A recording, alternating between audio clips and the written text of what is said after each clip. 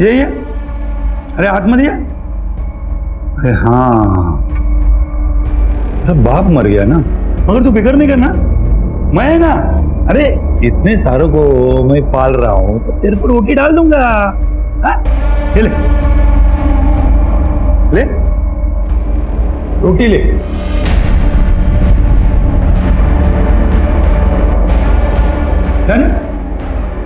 क्या हुआ, दूसरी चाहिए? ये ले ले ले।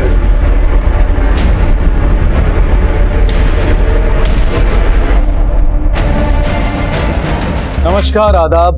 क्राइम पेट्रोल सतर्क के आज के एपिसोड में मैं अनूप सोनी आप सबका स्वागत करता हूं। मनीषा ताई, शंकर भाऊ, मैं आपको टेम्पो नहीं दे सकता, मुझे माफ करा। ऐसा नका ना बोलो अप्पा, अगर आप हमें टेम्पो नहीं देंगे तो हमारी सब्जियां, हमारे फल हम मंडी तक कैसे लेके जाएंगे? सब यही सड़ जाएंगी। भारी नुकसान हो जाएगा अप्पा, बर्बाद हो जाएंगे अप्पा हम। जानता हूँ शंकर भाई, क्या कर सकता हूँ। मेरे दोनों ड्राइवर कोरोना से 14 दिन के क्वारंटाइन में भर्ती है, अब कौन चलाएगा टेम्पो? चल मनीषा, अपना नसीबत खराब आए। नसीब और किस्मत इंसान खुद बनाता है शंकर।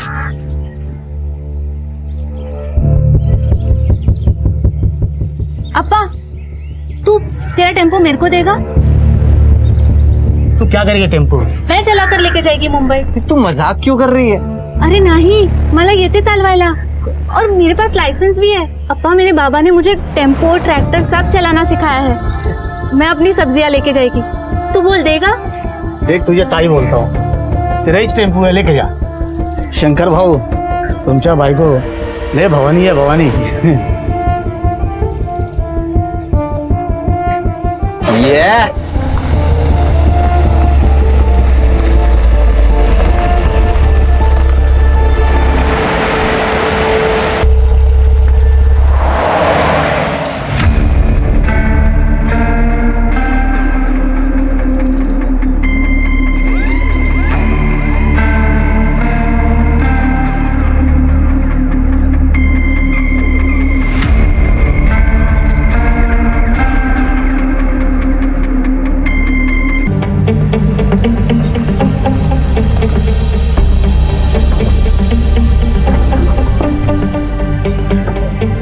अब इसे क्या हो गया?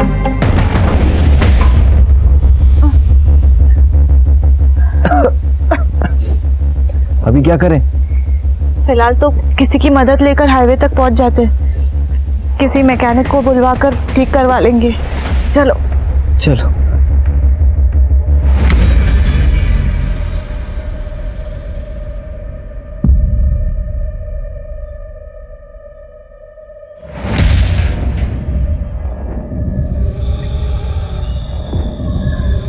हाँ, 2 सेकेंड।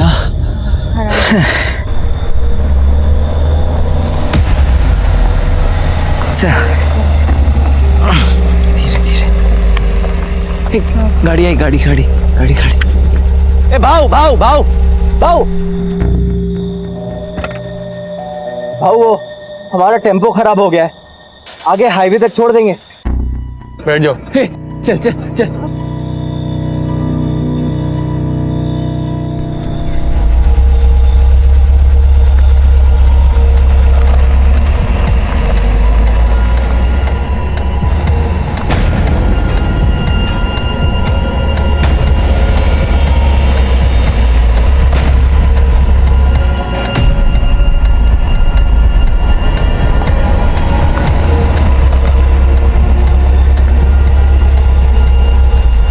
काय झालं भाऊ?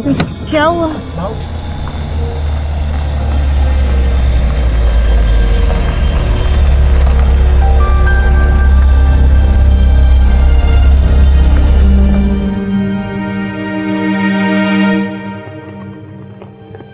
अंजली, हे अंजली, आहो आहो, बघा ना, अंजलीला बहुतेक ताप आलाय। काय बोलते? देखो ना, इसका अंग गरम लग रहा है, एक बार देखो ना। इसका अंग तो बहुत गर्म है ना? चल डॉक्टर के पास जाना चलो चलो। अरे रुको साहब, हमें अंदर जाने दीजिए, हमारे बच्चे की हालत बहुत खराब है, डॉक्टर से मिलने दीजिए। आप लोग वेट कीजिए, साहब मैं यहीं रुकता हूँ साहब, प्लीज आप वेट कीजिए, प्लीज। साहब प्लीज। डॉक्टर साहब साहब मेरी बच्ची की हालत बहुत खराब है, एक बार देख लीजिए। ठीक है, आप बच्ची को यहाँ लेटाइए, मैं देखता हूँ बेंच पे। जी I am sorry, she is dead.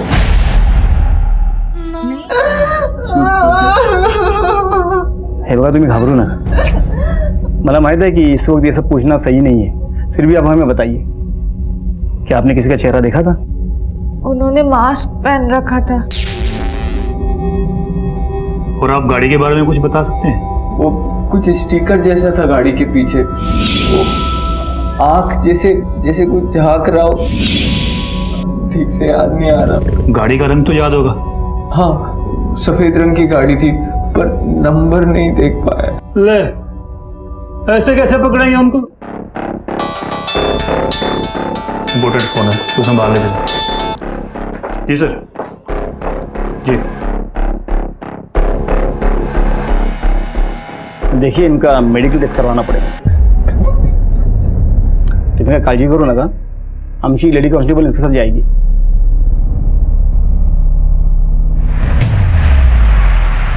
Sanjay, बोला। मैंने अपने फोन में आपके बचपन की डीपी लगाई है। क्यों? कितने क्यूट दिख रहे हो। मैं चाहती हूँ कि मेरा होने वाला बेबी तुम्हारे जैसा दिखे, तुम क्यूट और प्यारा। अच्छा,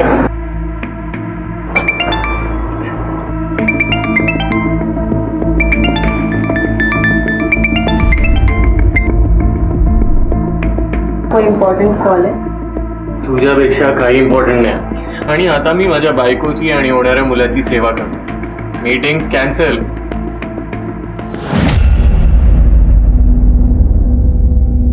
हो, आय नो काम महत्वाचं आहे, पण आता लॉकडाऊन आहे की नाही, तर तसंही लॉकडाऊनमध्ये बाहेर पडता येणार नाहीये। नाही, मित्राकडे तर नाहीच नाही। बरं, एक मला फोन येतोय, मला फोन ठेवायला लागेल। And no means no, you are not going. Hello जी जी, हम पहुंचते हैं। बरवे, चलो, नासिक मुंबई हाईवे पे एक लाश मिली है।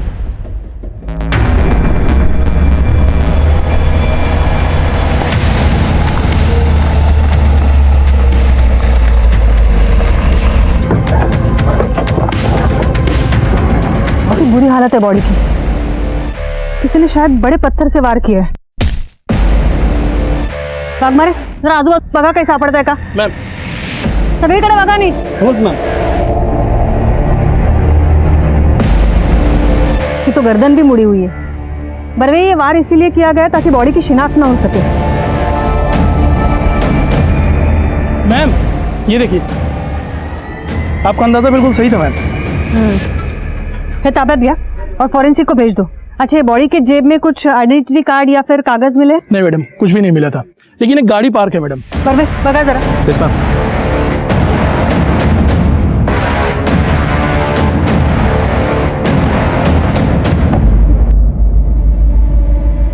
वाघमारे, ये यहाँ से कोई अपना आदमी गुजरा था?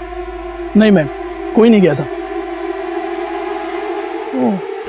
ये बारिश की वजह से यहाँ की मिट्टी गीली हो गई है और ये गीली मिट्टी पर सारे निशान पड़ चुके हैं।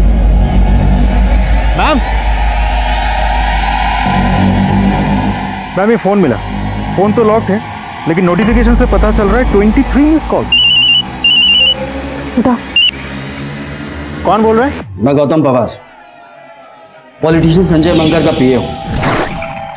पेशाई साहब से मेरी बात हुई थी संजय साहब के फोन से, और इन्हीं के कहने पर मैं यहाँ आया हूँ।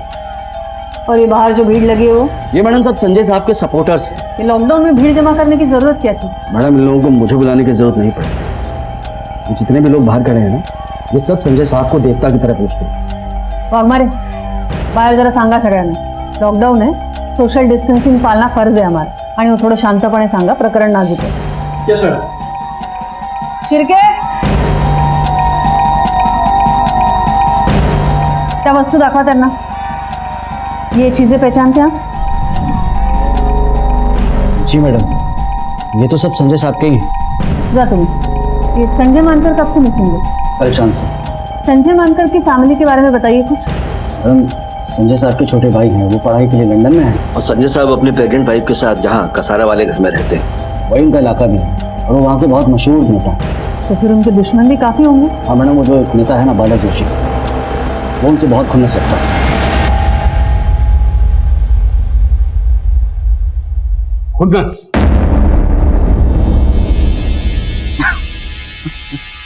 अरे साहेब, मी का खुन्नस ठेवू त्याच्यावर? हाँ, ये सब लोग हैं ना, वही खुन्नस रखते थे इसके ऊपर। क्योंकि ये संजय मानकर जो है नेता की खाल में भेड़िया था, क्रिमिनल था। आपने तो देखा ही होगा। जब से ये संजय मानकर चुन के आया है, आपके करप्शन रेट में, क्राइम रेट में कितनी बढ़ोतरी हुई है। इसलिए जब भी ये मुझे खबर पता चली, मुझे हैरानी नहीं हुई। वो क्यों पाप का घड़ा इतना भर गया कि फूटना ही था। जिस रात संजय मानकर की मौत हुई, आप कहाँ थे? और कहाँ रहूंगा? लॉकडाउन चल रहा है, घर पे ही था। ये डॉक्टर साहब, कहिए आपकी रिपोर्ट क्या कहती है? ऑफिसर, ऐसा लगता है कि इसके गर्दन पर किसी धारदार हथियार से वार किया गया है और एक ही बार में इसका गर्दन कटकर झुक गया है। इसका मतलब है मौत वार करने के बाद ही हो गई थी और बाद में सर पत्थर से कुचला गया। जी ऐसा ही हुआ।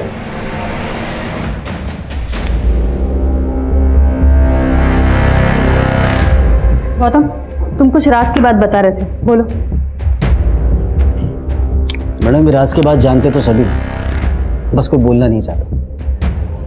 पता है संजय साहब जब 15 साल के थे ना, तब उनके बाबा जगन्नाथ साहब की चप्पल मरम्मत करने की दुकान थी बाजार में। उन दिनों हमारे गांव में जात पात की राजनीति अपने पूरे जोरों पर थी। एक नेता होते थे विश्वनाथ जोशी, अपने बाला जोशी के पिताजी। उन्होंने हमारे लोगों का जीना मुश्किल किया हुआ था। सरकारी नियम होने के बावजूद भी हमारे लोगों को ये ऋण समिति और सहकारी बैंकों से अपने खेती के लिए लोन मिलना मुश्किल हो गया था।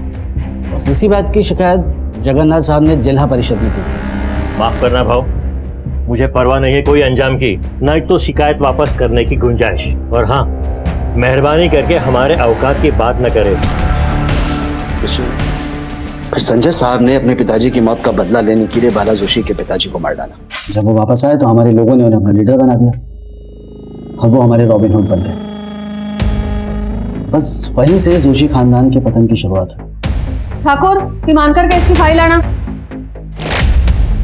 देखिए, हम आपकी हालत समझ सकते हैं, लेकिन इस इन्वेस्टिगेशन को आगे बढ़ाने के लिए हमारे लिए जानना बहुत जरूरी है कि आपके पति संजय मानकर जी को किसने मारा। आपको किसी पे शक?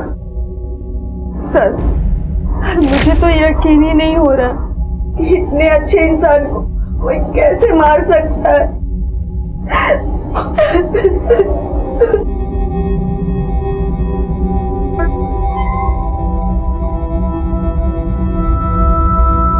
Thank you. So mister Gautam, Sanjay मानकर का कोई फ्रेंड सर्कल या फिर करीबी दोस्त जिनके यहाँ वो अकेले जाना पसंद करते थे?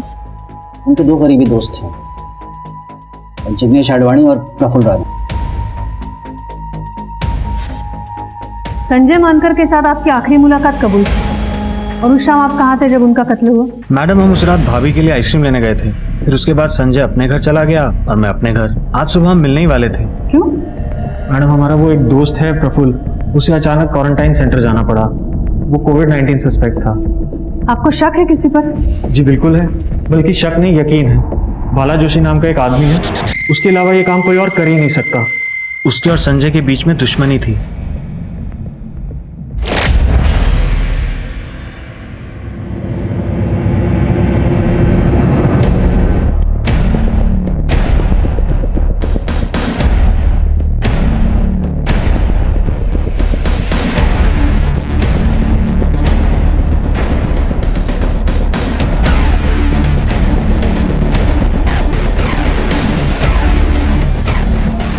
अंजली, हे बघ, मी तुझ्यासाठी काय बनवले, खाएगी ना? तू काय करतेस मनीषा? खाली। तू काय करतेस मनीषा? अरे शंकर, मैंने ये अंजलि के लिए बनाया है। वो अगर आज हमारे साथ होती तो पहली बार कुछ खाती, उसका अन्नप्राशन होता। ये ले, मैं खिला देती उसको। सुन ना, खाएगी ना? वो नहीं, अरे ती गेली, चली गेली।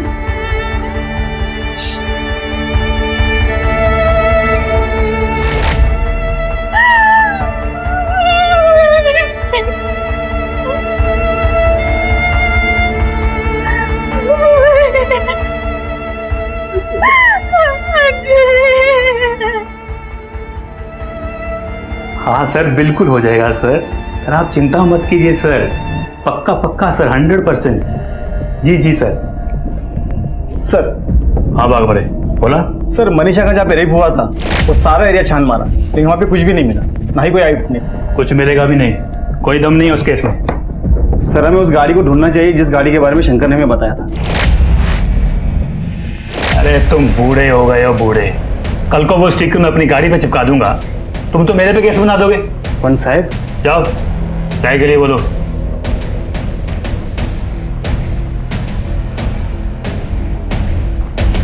मैम बाला जोशी के पास कत्ल करने का स्ट्रांग मोटिव है, मुझे ऐसा लगता है।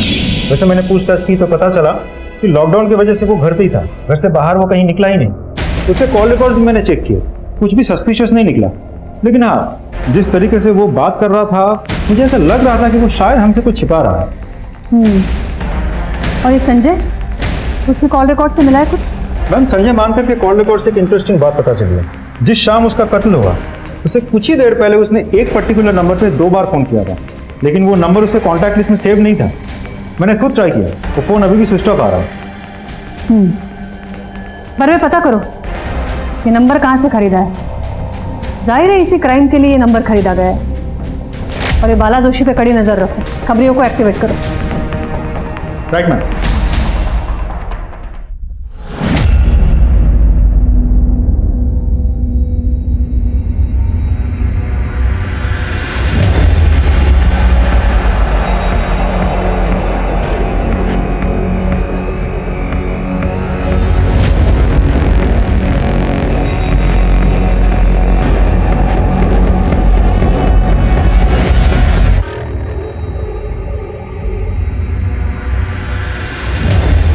हेलो मैम, एक इंपॉर्टेंट इन्फॉर्मेशन मिली है। बाला जोशी ने हमसे झूठ कहा था कि वो लॉकडाउन के दौरान घर पे ही था।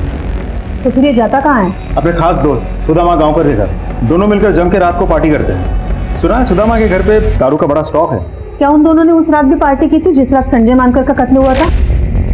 जी मैम। या सुदामा गांवकर लगे उन्हें जरा।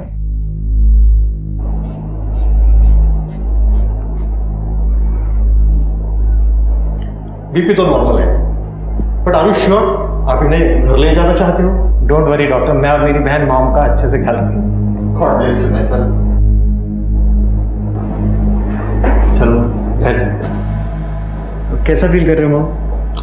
अरे तेरे रहते तो मैं हमेशा अच्छा फील करती हूँ, तू कितना ख्याल रखता है मेरा। और जिंदगी भर रखूंगा। अरे वाह, जिंदगी भर क्यों? मुझे क्या अपनी बहू से सेवा नहीं करवानी है? मैं कुछ नहीं जानती, बस अब तू शादी कर ले, समझा? हाँ माँ कर लूंगा, पर पहले छोटी की शादी होगी फिर मेरी। बाकी बातें घर चल के करते हैं आराम से। चलो तू ना समझेगा नहीं। ये दोस्तों के साथ पार्टी करना गुनाह कब से हो गया? दोस्तों के साथ पार्टी करना गुनाह नहीं है, लेकिन पुलिस से झूठ बोलना गुनाह जरूर है, और यही गुनाह बाला जोशी ने किया है। अब तू हमें बताएगा कि बाला जोशी ने हमसे झूठ क्यों कहा था, और तुम दोनों पार्टी करने के चक्कर में क्या प्लानिंग करते रहते हो? कोई प्लानिंग नहीं कर रहे थे साहब, हम तो सिर्फ दारू पीते हैं। पार्टी ना हम भी करते हैं, लेकिन हम ना पार्टी डंडों से करते हैं। तो तू सोचते रहे, हम अपनी पार्टी शुरू करते हैं।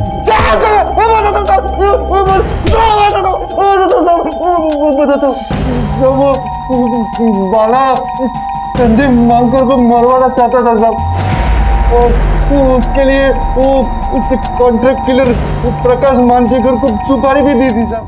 वो संजय मानकर बहुत खतरनाक और शातिर है, उसे भनक भी लग गई या वो बच गया तो हमें वो सीधा नर्क भेज देगा, इसलिए काम बहुत सावधानी से करना।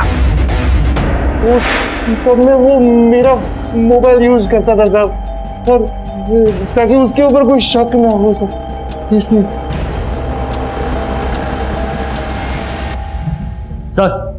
नहीं मिला। मैम बाला जोशी फरार हो गया है, उसका पूरा घर छान मारा हमने, लेकिन इधर कोई नहीं है। चाचा फोन ट्रैक करा, सबसे पूछताछ करो, उसके रिश्तेदार, जानने पहचानने वाले सबसे पूछो। उसका इस तरह भाग जाना जाहिर करता है कि उसका संजय मानकर के कत्ल में हाथ है। होल्ड करा 1 मिनट। Hello, what? जी हम अभी पहुंचते हैं। बरवे हाईवे पे एक लाश मिली आहे, तुम्ही डिरेक्ट तिथे पोहोचा.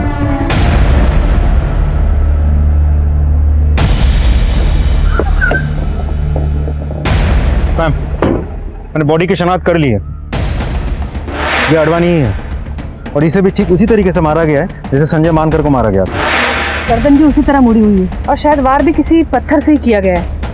एक बात और मैडम, ये क्राइम स्पॉट भी पिछले क्राइम स्पॉट से ज्यादा दूर नहीं है. बरवे, ये पैरों के निशान देखो, ये उसी तरह के पैरों के निशान है जो पिछले क्राइम स्पॉट पे थे.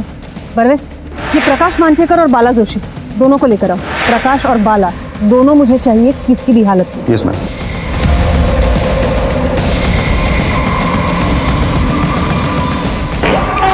मैम, मैंने हर जगह पूछताछ कर लिया. प्रकाश मांचेकर उसी दिन से गायब है जिस दिन संजय मानकर का कत्ल हुआ था और उसका फोन भी स्विच ऑफ आ रहा है और बाला जोशी का भी कुछ पता नहीं चल पा रहा है. इन दोनों को आसमान खा गया, धरती निकल गई. बाला जोशी के घर वालों पर तो हमने नजर रखी थी. प्रकाश मांचेकर के घर पे कौन कौन है? उसकी वाइफ है मैम, जो कि फिलहाल प्रेग्नेंट है. इसका मतलब है वो अपनी वाइफ से कांटेक्ट करने की कोशिश तो जरूर करेगा. वैसे उसके घर पे हमारी नजर है और वाइफ के फोन को भी हमने सर्वेलेंस पे डाल रखा है. आपको लगता है मैम कि दोनों केसेस में प्रकाश इन्वॉल्व हो सकता है?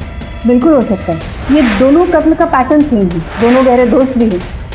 इन दोनों को मारने की जरूर कुछ खास वजह है. बाला जोशी और जिग्नेश अडवाणी दोनों में दुश्मनी है क्या? मैम, बाला जोशी वाले एंगल पे तो मैंने खबरियों को काम पे लगा दिया है, लेकिन मुझे एक अलग ही डिस्प्यूट के बारे में पता चला. कौन सा डिस्प्यूट? कि जिग्नेश अडवाणी का एक बहुत बड़ा रेस्टोरेंट कम होटल है हाईवे पे. उसी की जमीन पे जिग्नेश का किसी घनश्याम पुरोहित नाम के बहुत बड़े बिल्डर के साथ पिछले कुछ सालों से डिस्प्यूट चल रहा है. बरवे, ये जिग्नेश अडवाणी के डिस्प्यूट के बारे में उसके घर वालों से पता लगाना चाहिए. Yes ma'am. Let's go.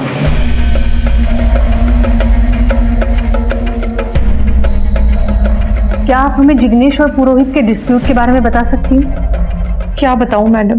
बाहर आ जल्दी. कहाँ कर बेटा? कहाँ छुप के बैठा है? जल्दी बोल. वो घर पे नहीं है. क्या काम है?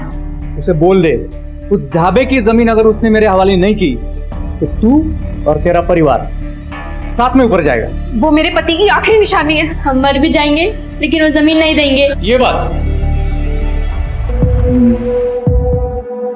चलो ठीक है, हम एक काम करते, तुम जिंदा ही रहो और जिंदगी भर इस बात का मलाल मनाती रहो कि तूने मेरी बात नहीं मानी. देख क्या रहे हो? शुरू हो जाओ. छोड़ दो. छोड़ दे उसे. देख, आज तेरी बेटी को कुछ नहीं किया है, हाँ, लेकिन कल कर भी सकते हैं. और समझा देना तेरे बेटे को. चलो रे.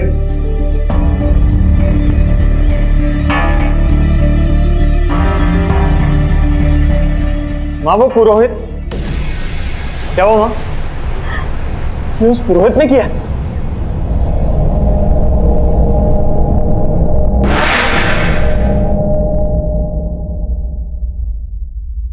मैडम, मुझे पता था कि मेरी फैमिली को उस जिग्नेश अडवाणी ने ही मारा था.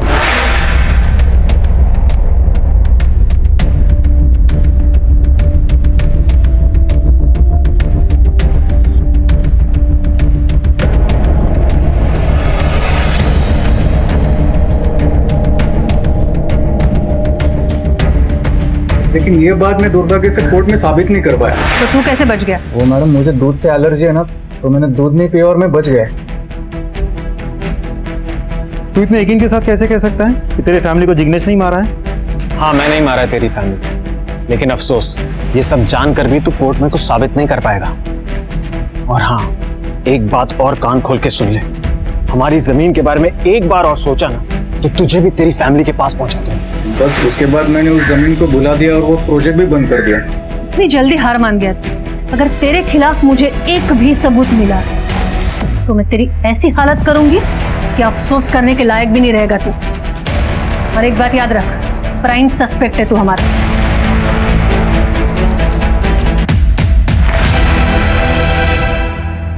घनश्याम पुरोहित के बारे में कुछ पता चला? यस मैम, मैंने घनश्याम पुरोहित का बैकग्राउंड अच्छे से चेक किया. टिपिकल बिजनेसमैन है वो. धंधा छोड़ के उसको और कुछ समझ में नहीं आता. उसके कॉल रिकॉर्ड भी मैंने चेक किया, लेकिन पिछले 3-4 सालों से वो जिग्नेश से टच में ही नहीं है. और वैसे भी इन्वेस्टिगेशन में भी उसके खिलाफ कुछ सामने नहीं आया. अरे जिग्नेश को किसने मारा होगा? चलो मान लेते हैं कि प्रकाश ने संजय मानकर को मारा.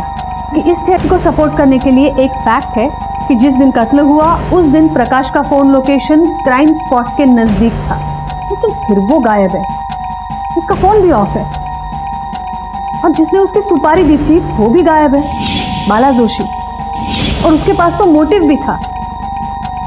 तो जिग्नेश से उसकी क्या दुश्मनी हो सकती है? और कॉन्ट्रैक्ट तो सिर्फ संजय मानकर को मारने का दिया था, तो ये जिग्नेश को किसने मारा? और मारने का तरीका भी बिल्कुल सेम है, वही पैरों के निशान, सब कुछ उन्हीं दो लोगों के निशान।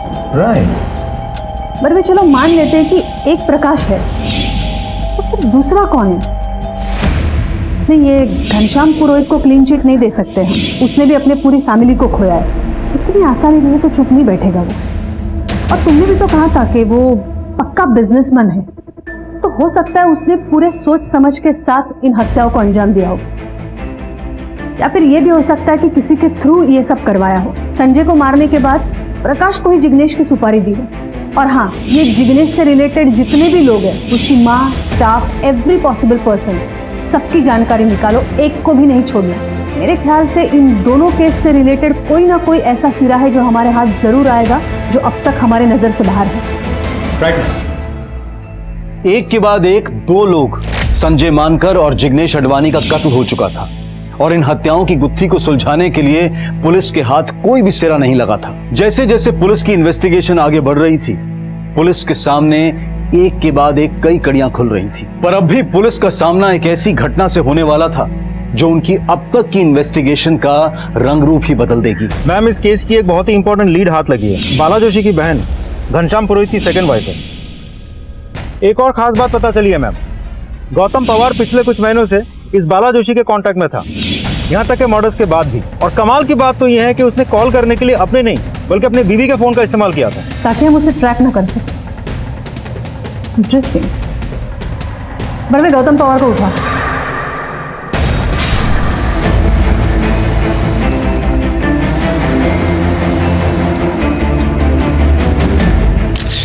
स्ट्रेंज।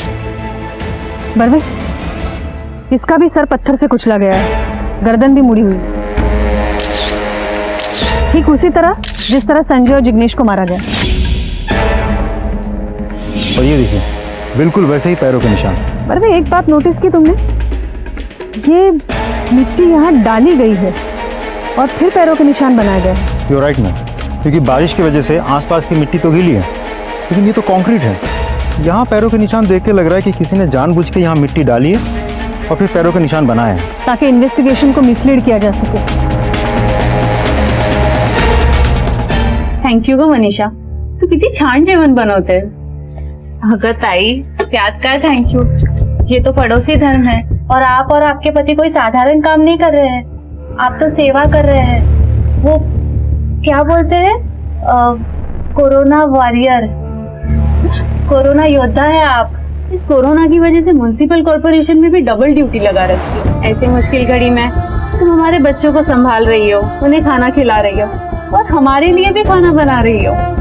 खरंच ग, मी तुझी खूप आभारी आहे. ताई, आम्ही तुमचे आभारी आहोत. चल मी येते, मला ड्युटीवर जायचंय. हो हो, सावकाश जावा. हो. मैम, हमने प्लान के मुताबिक प्रकाश की बीवी रेशमा का फोन सर्विलेंस पे रखा था. कल रात को उसे एक अननोन नंबर से कॉल आया था. हमने पता किया तो पता चला कि वो प्रकाश का ही नंबर है. प्रकाश के लोकेशन के बारे में भी हमें पता चल गया है. फिलहाल वो मालेगांव में कहीं रुका हुआ है. मालेगांव पुलिस से बात की तुमने? जी मैम. एक काम करो बरवे, तुम खुद जाकर उसे अरेस्ट करो. ये केसेस सॉल्व होने के लिए उसका अरेस्ट होना बहुत जरूरी है. Right ma'am.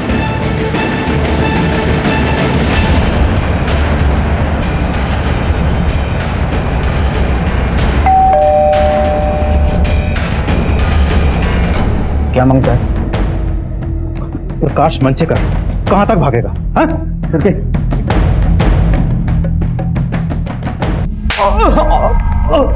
तुम दोनों ने संजय मानकर, जिग्नेश आडवाणी और गौतम पवार को क्यों मारा? नहीं साहब, हमने नहीं मारा. मतलब संजय को मारने की सुपारी मैंने दी, मैं मानता हूँ, लेकिन बाकी दोनों के बारे में वाकई कुछ नहीं पता. मैंने संजय की सुपारी दी, इसको दी. बता ना आप. बोलेगा? हाँ साहब, मैं मानता हूँ साहब कि मैंने भाव से संजय मानकर को मारने के लिए 5 लाख की सुपारी ली थी साहब, लेकिन मैंने उसको नहीं मारा साहब. आज शपथ मैं सच बोल रहा हूँ. गौतम भाव ने जब बाला भाव को संजय मानकर की लोकेशन की इंफॉर्मेशन दी तो मैं वहाँ पहुँचा था साहब, लेकिन पहले से ही संजय को किसी ने मार दिया था साहब.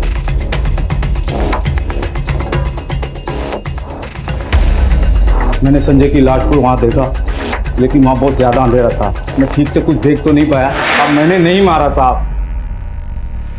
तो फिर शहर छोड़ के क्यों भागा था? ओह मैडम, मेरे मन में लालच आ गई थी। बाव से मुझको कुछ पैसे और लेने थे, मैं वो लेना चाहता था, इसलिए मैं भी उसी रात को यहाँ से भाग गया था। मैं तू क्यों भागा था? मैं डर गया था मैम। मतलब जब आपने सुदामा को अरेस्ट किया तो मुझे पता चल ही गया था कि एक ना एक दिन आप मुझ तक पहुंच ही जाएंगे और आपको पता चल जाएगा कि संजय की सुपारी मैंने ही की। जिग्नेश अडवाणी के कत्ल के बारे में क्या जानता है? जिग्नेश के कत्ल के बारे में तो कुछ नहीं जानता मैम, मैंने कुछ नहीं किया। ये पुरोहित तेरा रिश्तेदार है, बहनोई है ना तेरा? हाँ वो बहनोई तो है मैम, लेकिन वाकई मुझे कुछ नहीं पता, मैंने कुछ नहीं किया उसको। गौतम पवार तो तेरा ही जासूस था, फिर उसे क्यों मरवा दिया? मैं उसे क्यों मरवाऊँ गौतम को? गौतम तो मेरे लिए काम करता था मैम, मैं क्यों मरवाऊँ? आज शपथ मैम, मैं भी कुछ नहीं जानता। मैं तो तभी से मालेगांव में था मैडम, आप चाहे तो वहाँ के लोगों से पूछ सकते हैं, मैं वही था मैडम, मैं कहीं नहीं गया मैडम। आज शपथ मैं सच बोल रहा हूँ मैडम। सर, मनीषा रेप के जो सस्पेक्ट है उनके स्केचेस रेडी हैं। अरे यार, तुम अभी तक उसी लेवल पे अटके हुए हो, इसीलिए तुम्हें अभी तक प्रमोशन नहीं मिला। तुम एक काम करो, ये फाइल लो, घर जाओ, आराम से केस सॉल्व करो। पन साहब, अरे क्या सर? हाँ सर, जय हिंद सर। हाँ पहुंचते हैं सर। Okay sir. नेताजी की ड्यूटी पे जाना है, इससे मिलता है प्रमोशन। ये तुम्हारे बेकार के रेप केस है नहीं। चलो गाड़ी के लिए बोलो, अरे गाड़ी के लिए बोलो।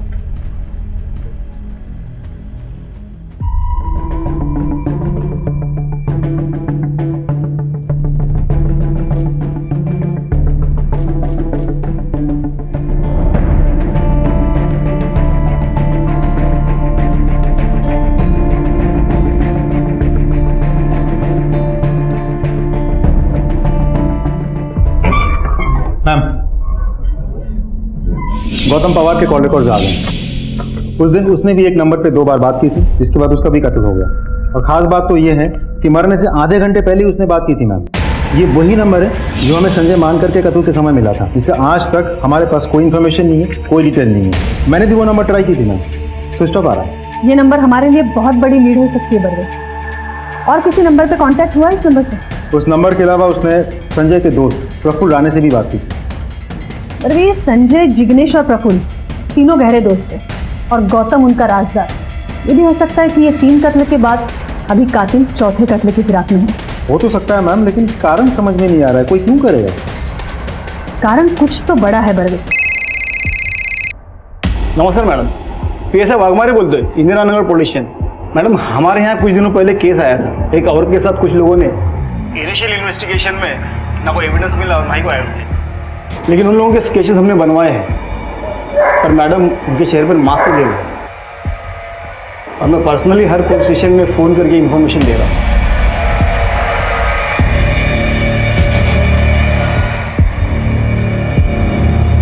ओके, आप हमें स्केचेस भेज दीजिए। Thank you madam, thank you very much. Barve, एक काम करा, ये तीनों दोस्तों के CDR मुझे चाहिए। जी मैम। और एक बात, संजय मानकर के कत्ल से 1 महीना पहले की। हो जाएगा मैम, लेकिन कोई खास बात? और ये प्रफुल्ल राणे को कांटेक्ट करो इमीडिएटली। Okay ma'am.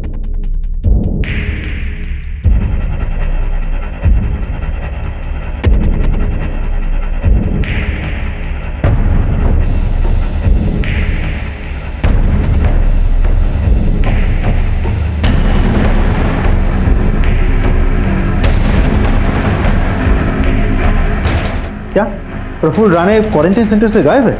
कब से? सर, आज शाम को ही मैंने दवा दी थी, उसके बाद मैं कब कहाँ गायब वो कुछ पता ही नहीं। मुझे आज पूरे दिन की CCTV फुटेज चाहिए, अभी इसी वक्त।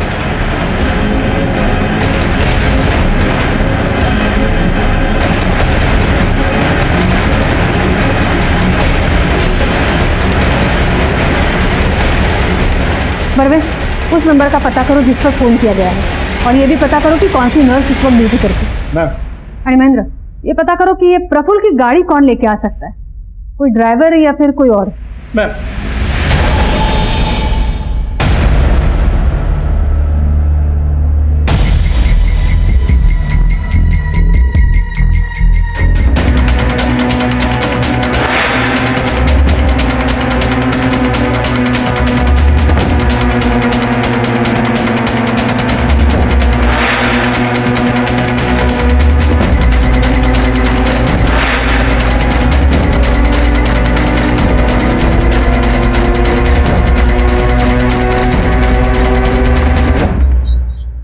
मी तर कालपासून ड्युटीवर गेलेली नाही आहे.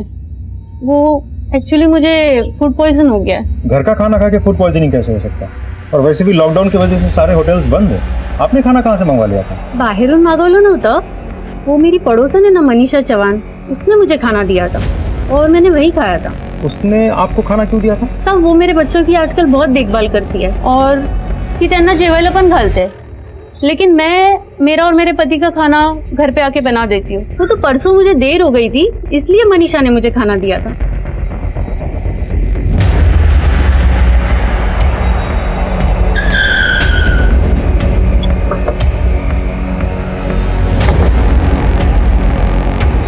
तू ही है प्रफुल्ल का ड्राइवर? प्रफुल्ल कहाँ है? मालूम नहीं सर. तू ऐसे नहीं मालूम. बोल बोल. सर बताता हूँ सर. बोल. सर वो मैम. समझ.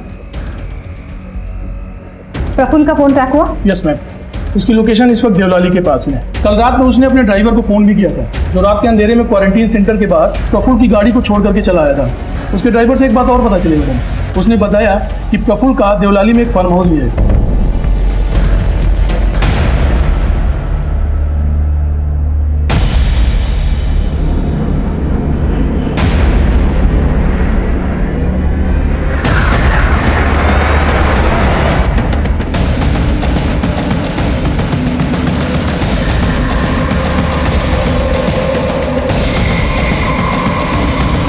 मनीषा, तुम्हें ये सब करने की क्या जरूरत थी? क्या तुम्हारा पुलिस डिपार्टमेंट पर भरोसा नहीं था?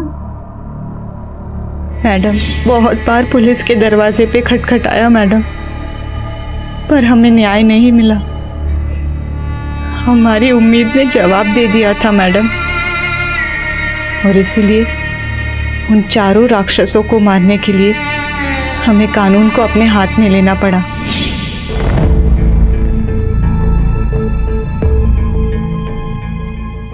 तुमने उन्हें पहचाना कैसे? जिस दिन उन राक्षसों में से एक राक्षस हमारी बस्ती में राशन बांटने आया, उस दिन मैं उसे पहचान गई.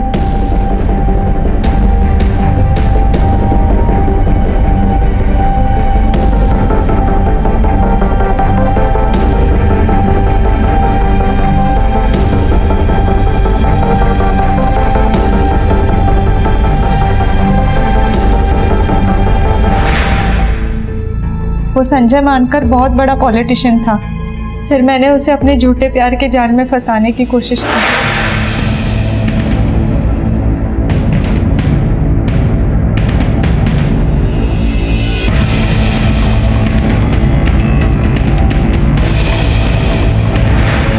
हमने पता करने की कोशिश की कि उस रात संजय के साथ और कौन कौन था.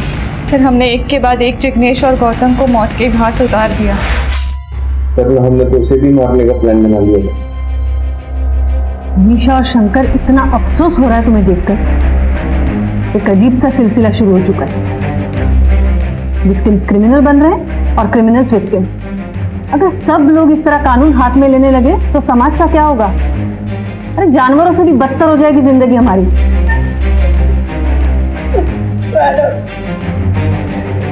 हमें माफ कर दीजिए मैडम. वो बहुत बड़े लोग थे, उनके पास पैसा था, पावर था. हमें लगा कहीं वो इस चीज का इस्तेमाल करके इस केस को दबा ना दे.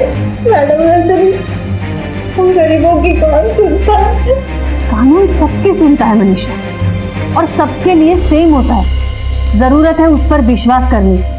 थोड़ी देर सब्र होती, लेकिन गुनहगार पकड़े जरूर जाते. वो कोई हैबिचुअल क्रिमिनल्स नहीं थे. उन्हें भी अपराध का पछतावा हुआ होगा.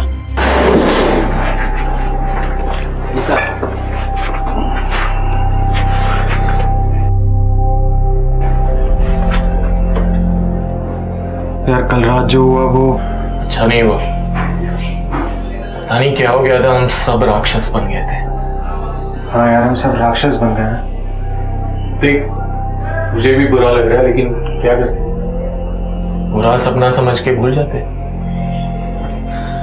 क्या हम कभी इस गेट से बाहर निकल पाएंगे? हर इंसान के अंदर एक राक्षस छिपा हुआ होता है जो हर पल बाहर आना चाहता है. लेकिन हमारी शिक्षा, हमारे संस्कारों की मदद से हम बचपन से उस राक्षस को अपने अंदर दबाए रखना सीखते हैं. पर हमारा गुस्सा और बदले की भावना हमारे अंदर दबे हुए राक्षस को बाहर आने के लिए प्रेरित करती है। संजय मानकर, जिग्नेश अडवाणी और प्रफुल्ल राणे ये कोई हैबिचुअल क्रिमिनल्स नहीं थे, लेकिन उस रात नशे की हालत में उनके अंदर का राक्षस बाहर आ गया और वो एक घिनौना गुनाह कर बैठे। वैसे ही मनीषा और शंकर के अंदर दबी बदले की भावना ने उनके अंदर के राक्षस को हवा दे दी। ये राक्षस आपको जुर्म के ऐसे रास्ते पर लाकर छोड़ता है जहां से वापस आना मुमकिन नहीं होता। देखते हैं हमारे आज के एपिसोड की दूसरी कहानी। सर, हमारी कंपनी की तरफ से आपके लिए 76,000 का प्री अप्रूव लोन पास हुआ है। क्या आप लेना चाहेंगे? No problem sir, no problem. Thank you. आपका दिन शुभ हो।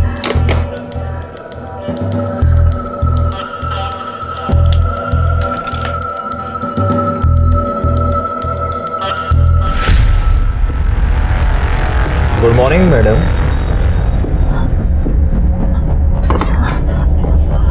तो ऑफिस आवर्स में सोकर वुमेन कार्ड प्ले कर रहे हैं आप कि मैं प्रेग्नेंट हूँ, बहुत दुखी हूँ, बहुत प्रेशर में हूँ। सॉरी सर, पर मैं कॉल पर ही थी। कॉल डिस्कनेक्ट हुआ तो मैं थोड़ा नहीं मैडम, बहुत आराम करती हैं आप, मैं देखता रहता हूँ आपको। और आपके थ्रू जो लोन सैंक्शन हुए हैं ना, अभी तक उनकी रिकवरी नहीं हुई है, उन पर ध्यान दो। अगर वो रिकवरी नहीं हो तो पैसे सारे तुम्हें भरने पड़ेंगे या फिर जेल जाना पड़ेगा, समझिए आप। Sir please calm down sir, ऐसा नहीं होगा। वो रिकवरी जल्दी हो जाएगी। इंस्टॉलमेंट ऐसा होना भी नहीं चाहिए। अगर वो रिकवरी नहीं हुई ना तो सारे पैसे भुगतने के लिए तैयार है ना। चलो काम करो, और आप लोग भी काम कीजिए।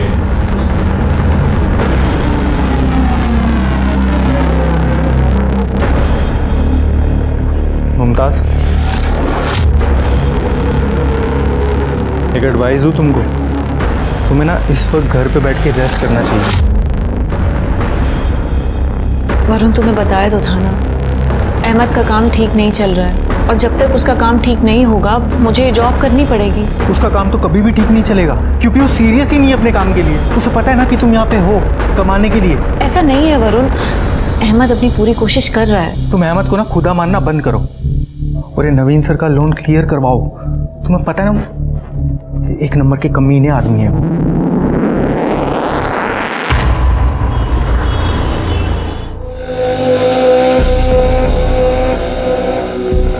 अहमद फोन उठाओ।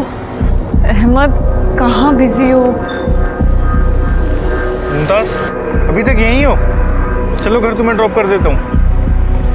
बैठ जाओ, रात बहुत हो गई है। चलो आराम से। अहमद, मैं वहाँ ऑफिस के बाहर से कब से तुम्हें फोन लगा रही थी और तुमने मेरा फोन नहीं उठाया, और मैं वहाँ बेवकूफों की तरह सोच रही थी कि तुम शायद बिजी होगे। So sorry. वो फाइनल मैच आ रहा था, मैं देखने के लिए बैठ के मैं भूल ही गया तुम्हें लेने जाना है। सॉरी। सही, मतलब घर बाहर सब मैं संभालूं और तुम यहाँ आराम से सोफे पर बैठकर दारू पियो, टीवी देखो, बहाने बनाओ। तुम्हें पता है तुम्हारी वजह से रोज नवीन सर सबके सामने मुझे कितना सुनाते हैं वो लोन अमाउंट्स के लिए। तो तुम उसका गुस्सा मुझ पर क्यों उतार रही हो? मैं लोग तुम्हारे पास इसीलिए लेके आया था कि मैं चाहता था तुम्हारा टारगेट पूरा हो। अब वो लोग लोन की किस्त नहीं दे पा रहे, लोन नहीं चुका पा रहे, तो मेरी क्या गलती है? एक तो मैंने तुम्हारी मदद की, ऊपर से तो मुझे सुना रही हो। सही कह रहे हो, गलती तुम्हारी नहीं है, मेरी गलती है। आई एम सॉरी।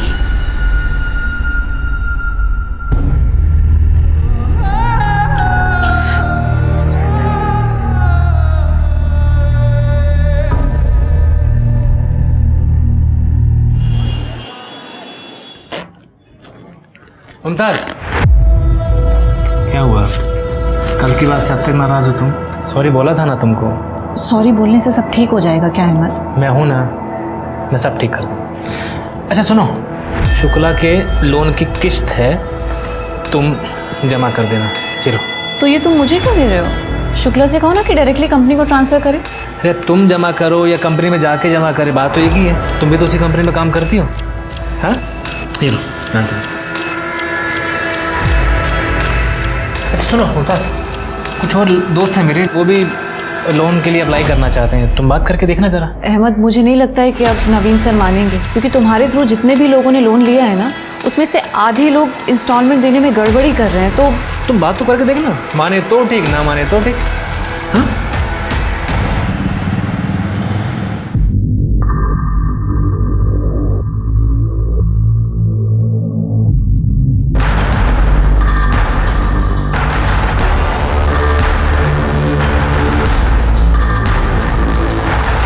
चेकअप पे लिए गए थे ना तुम, क्या कहा डॉक्टर ने? यही कि स्ट्रेस कम लूँ और आराम करूँ, जो कि मेरे लिए पॉसिबल नहीं है। खैर तुम बताओ कब तक वापस आ रहे हो? मुमताज तुम्हें बताया था ना मंडे को आऊँगा, कल पहुँच जाऊँगा 12 बजे तक।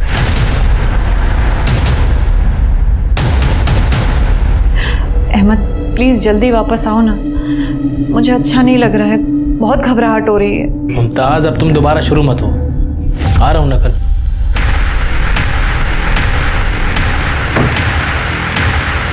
अहमद कौन है? कौन आया? एक मिनट, दरवाजे पर कोई है।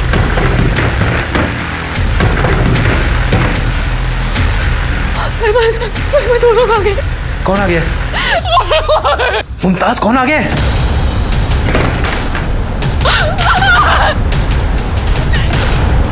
कहाँ ले जा रहे हो उसे? मुमताज, मुमताज। HR02 AK 2021।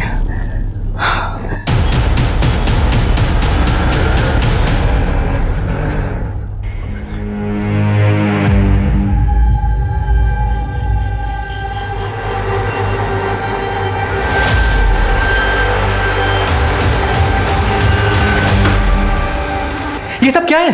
शिवाना आपा, मुमताज कहाँ है? साहब यही है अहमद, मुमताज का शौहर। बेचारी का 8वां महीना चल रहा था साहब, पता नहीं है मक्कर उसे छोड़कर कहाँ भाग गया था। इन्होंने बताया कि कल 2 आदमी जबरदस्ती आपकी बीवी को घर से उठा के ले गए। क्या? मुमताज ने कभी कुछ बताया था ऐसा? नहीं सर, मैं तो 3 दिन से काम के सिलसिले में बाहर गया हुआ था, अभी लौट रहा हूँ आपके सामने। तुम्हारा फोन क्यों स्विच ऑफ है? और मुमताज का फोन भी बंद है। मुमताज का फोन बंद है ये तो मुझे नहीं पता, और फोन की बैटरी डेड हो गई थी तो रास्ते में बंद हो गया। रास्ते में कोई चार्ज करने के लिए जगह नहीं मिली, इसलिए अभी भी बंद है। साहब कल आदमी जिस गाड़ी से आए थे उस गाड़ी का नंबर मैंने नोट कर लिया था, ये लीजिए। ये गाड़ी तो हरियाणा के रामफल चौधरी के नाम रजिस्टर्ड है। तुमने कभी सुना है इस रामफल चौधरी का नाम? अच्छा, मुमताज का हरियाणा से कोई कनेक्शन? सर मायका है हरियाणा में मुमताज का, हम दोनों ने भाग की शादी की है। मुमताज के घर वाले इस शादी के सख्त खिलाफ थे। सर मुझे लगता है कि मुमताज के घर वालों ने उसे उठाया है। सर जिस लड़की की किडनैपिंग हुई है वो एरिया आपकी ज्यूरिडिक्शन में आता है, और जिस गाड़ी से किडनैपिंग की गई थी वो गाड़ी भी इसी एरिया से रजिस्टर्ड है सर। लड़की का अपने घर से भागकर शादी करने का मामला है सर। ये लोकल लोग घर से भागकर शादी करने को या गैर बिरादरी में शादी करने को गलती नहीं पाप समझते हैं। ये लोग अभी भी पुराने रीति रिवाजों को पकड़ के बैठे हैं।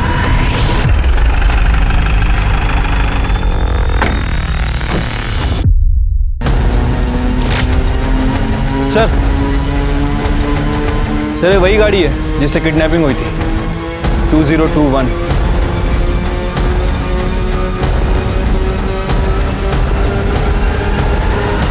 अरे आओ दरोगा आओ, आई आओ, भाग्य मारे। क्या लोगे? चाय पानी कुछ? पता था पुलिस आने वाली है तो पहले ही पंचायत जोड़ ली। दरोगा ये गांव है, यहाँ पूरा गांव दांत कटी रोटी की तरह रहता है। सारे शहर जैसा न है, बगल में कोई रह रहा है सालों से और पता ही नहीं कौन है। या था हमारी रोज की बैठक से। वो गाड़ी तुम्हारी है? क्या नाम होता है? मुमताज। सुना भाई, मुमताज किडनैप हो गई। ओ शाहजहां पता नहीं कहाँ खड़े खड़े इंतजार कर रहा। मजाक नहीं कर रहा हूँ मैं भी मजाक नहीं कर रहा। कौन मुमताज?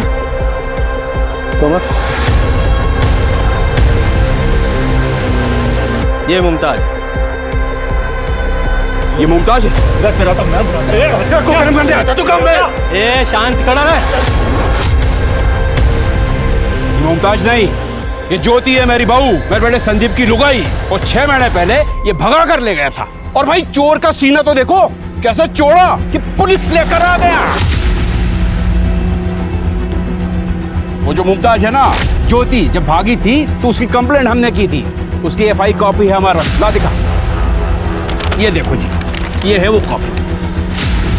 हमारे गांव का छोरा कपिल परसों दिल्ली गया था, तो वो ज्योति से टकरा गया। उसने आके गांव में बताया कि ज्योति तो दिल्ली में रह रही, तो हम जाके उसे उठा लाए। अब ये बताओ इसमें किडनैपिंग किस बात की? जब उस लड़की का नाम ज्योति है तो तुम मुमताज क्यों बता रहे हो? सर ये लोग ठीक कह रहे हैं, उसका असली नाम ज्योति और मेरा पंकज है। सर हम दोनों नाम बदल कर ही दिल्ली में रह रहे थे। हम अगर नाम नहीं बदलते ना तो ये लोग हमें ढूंढ के जान से मार देते सर, हमारी मजबूरी थी। हाँ जी, हो गई आपकी तसल्ली? अब आपका काम हो गया, आप निकलो यहाँ से। ये हमारे घर का मामला है, हम निपट लेंगे। सर प्लीज, सर प्लीज आप एक बार ज्योति को बाहर बुला दीजिए, उसकी जान को खतरा है सर। अरे उसकी छोड़ तू अपनी सोच। वो निकलना यहाँ से। पीछे बाहरी लुकाइए, मैं देख लूंगा क्या करना उसे। सर ज्योति के पेट में मेरा बच्चा है सर, मेरे बच्चे की जान को खतरा है सर। अरे मार मार का तीसरा बना दूंगा तेरा। उसके पेट में तेरा नाम मेरा बच्चा है। के पेट में मेरा बच्चा है। खान मसाला मांग रही है तेरी, जैसा बोलेगा नहीं गाड़ दूंगा। शांत खड़ा रहे।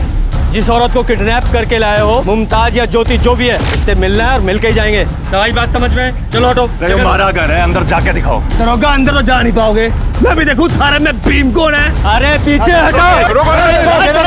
दरोगा पीछे। इतना चिल्लाने की जरूरत नहीं था। ज्योति हमारा वारिस हमें देख के चली जाए, फिर सुश्री जहां जाना चाहिए, कोई मतलब ना है मन।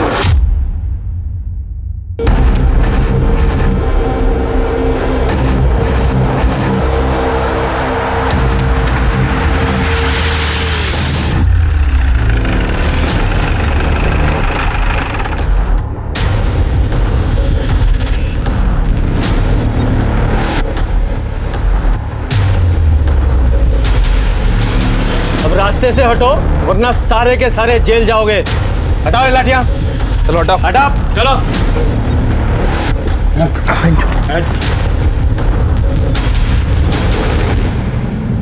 शर्मा, तोमर, ये दोनों कमरे चेक करो।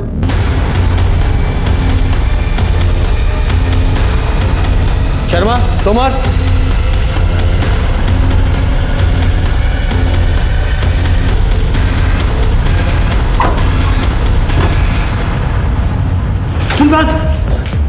कैसे तुम ठीक हो ना बेटा? लेके चलो।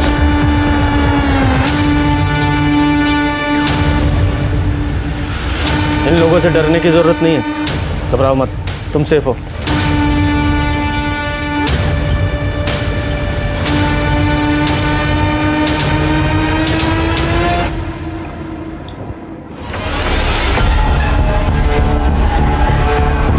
देखिए, गांव वालों से तो हमने काफी कुछ सुन लिया, अब आपकी स्टोरी आप बताइए। सर, मेरे बापू एक गरीब किसान है। जमीन के नाम पर एक छोटा सा टुकड़ा है, जिसकी कमाई से घर चलाना बहुत मुश्किल है। पढ़ाई तो दूर की बात थी सर, पर मैंने बहुत मेहनत की सर। पढ़ाई में अच्छी थी मैं, इसलिए ग्रेजुएशन तक वजीफे पे मैंने स्कॉलरशिप पर अपनी पढ़ाई पूरी की। मैं काम करना चाहती थी सर, कुछ बनना चाहती थी। फिर एक दिन पास वाले गांव में एक शादी में गई मैं। वहाँ संदीप की नज़र मुझ पर पड़ी। उसने अपने बापू को रिश्ता लेकर मेरे घर भेज दिया सर, और मेरे बापू को लगा कि लड़की की शादी बिना दहेज के हो रही है, तो उसकी शादी कर दो। तो उन्होंने मेरी ज़बरदस्ती शादी कर दी संदीप के साथ, जहाँ मुझे प्यार, इज्जत कुछ ना मिला। लेकिन इतना काफ़ी नहीं था सर। एक दिन, अरे आप कुछ चाहिए आपको? हाँ, मैंने तू चाहिए। तू तो मलाई की तरह एकदम। छोड़ो मुझे, मेरे साथ भी कर। क्या कर रहे हो? माजी, पिताजी, माजी, छोड़ो मुझे। अरे काहे गला फाड़ रही है छोरी? हैं? ये क्या नारा लगा रखा है? हाँ? नहीं, क्या कर रहे हैं? अरे महाराज छोरा आज्ञाकारी है, इजाजत लेकर ही अंदर आया, समझी? और एक बात कान खोल के सुन ले, अब तो सिर्फ संदीप की लुगाई नहीं है, रिंकू की भी लुगाई है।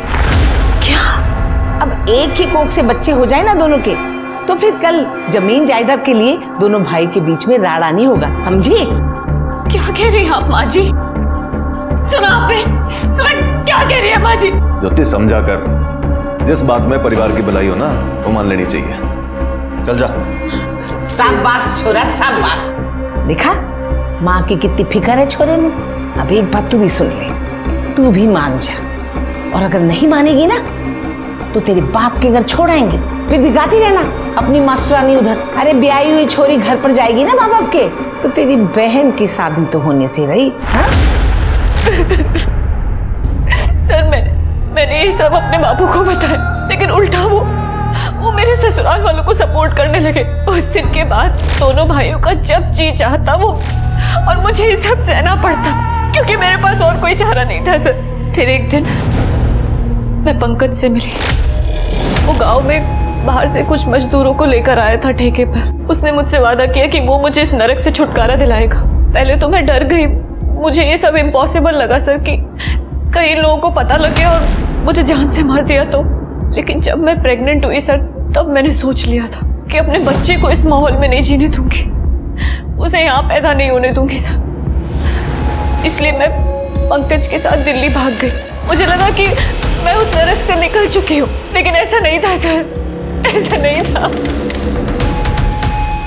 सर मैं आपके हाथ जोड़ती हूँ सर, मैं आपके पैर पड़ती हूँ सर, मेरे बच्चे को बचा लीजिए सर, सर प्लीज मैं हाथ जोड़ती हूँ सर, ये लोग मुझे मार देंगे सर। रे दरोगा झूठ बोल रही से छोरी। अरे तने कद सुना कि बहु विवाह हुए, छोरी का ब्याह एक छोरे से हुए और सबकी लुगाई बन जाएगी। अरे जाके संग कोई अत्याचार होता तो मैं चुपचाप सहन करता। ये सब तो इस छोरे के चक्कर में खड़ा रहे चुपचाप। अरे तने मारे पीछे पड़ जाओ और ये जाके संग गेल हो जाए। अरे झूठा इल्जाम लगा रही से मारे पे। सर मैं झूठ नहीं बोल रही सर, मैं झूठ नहीं बोल रही। हाँ झूठ ना बोल रही से। अरे इसके लक्षण तो शुरू से ठीक ना थे, इसीलिए तो जल्दी ब्याह करा दिया मैंने इसका, ताकि बिरादरी में नाक ना कटे मारी। सर प्लीज मेरा यकीन करिए सर, आप चाहे तो बिट्टो से पूछ सकते हैं, उसको सब पता है इन लोगों ने मेरे साथ क्या क्या किया है सर। बिट्टो कौन है? अरे नौकरानी थी हमारी और इसकी घड़ी लाडली है। अब से तुझे फटे पुराने कपड़े पहनने की जरूरत ना है, ये ले अब से इन्हें पहन, और किसी चीज की जरूरत हो ना तो बता देना। हाँ लुटा दे, सारा घर लुटा दे इस पे, नौकरानी को महारानी बना दे, पैर की जुत्ती को सिर पे चढ़ा रखा है। बुलाइए बिट्टो को। कहां से बुलाएं? ये भागी उसके पीछे वो भागी, 2 महीने हो गए, घर का पैसा जेवर सब लेके भागी। और आपकी थाने में रिपोर्ट लिखाई थी चोरी की, ना बिट्टो मिली ना चोरी का सामान। नहीं सर ऐसा नहीं हो सकता सर, जरूर इन लोगों ने बिट्टो के साथ कुछ किया है सर। मैं तेने बता रहा हूँ दरोगा, ज्योति में इतना दिमाग ना है, ये सारी करतूत ना इस नीच की है कि सारा इल्जाम हमारे पे लगा दे और हम इसके झूठ की सजा काटे।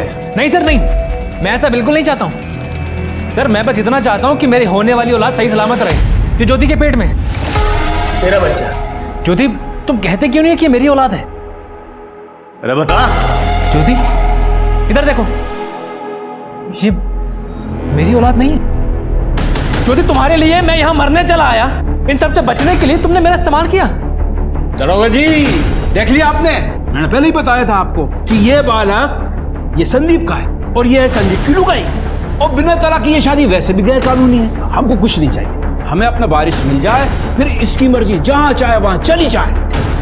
चल उठा ले, चल इसको। पंकज प्लीज मुझे अपने साथ ले चलो। पंकज ये लोग मुझे मार देंगे। पंकज प्लीज। सर आपको जो करना है कीजिए, मेरा इसके साथ कोई रिश्ता नहीं है। पंकज बंद करते रहा नाटक, और कितनी बेइज्जती करवाएगी मारी तू। संदीप चल गाड़ी में बैठा इसको। नहीं सर, मुझे उनके साथ नहीं जाना है सर, मुझे बचा लीजिए सर, मेरे बच्चे को बचा लीजिए, बहुत डर लग रहा है।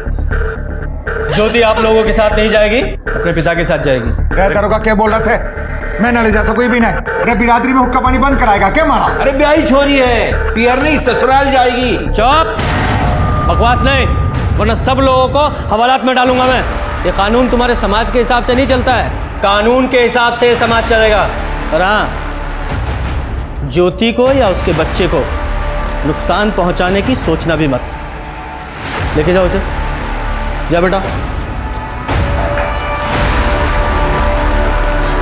और तुम लोग ज्योति का बुरा करने के बारे में सोचना भी मत, और निकलो यहां से, चलो।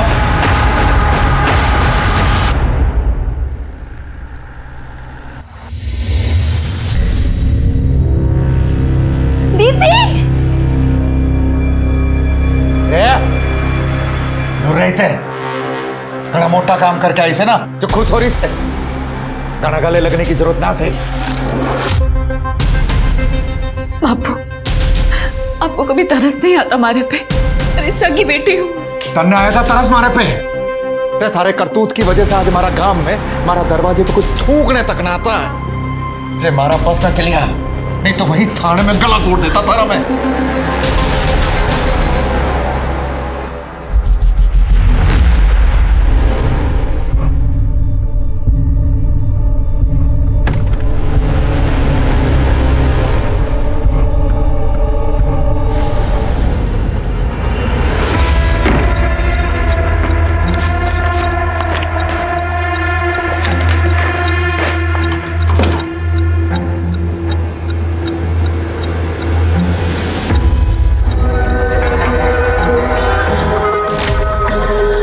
यार पूरा घर छान मारा है, कहीं नहीं मिल रहा। यार तू इतनी सी चीज संभाल के नहीं रख सकता? अब गलती की है तो भुगत। अब मुझे तो समझ में नहीं आ रहा क्या करूं, तू ही बता दे। मुझसे मत पूछ, जो करना है कर।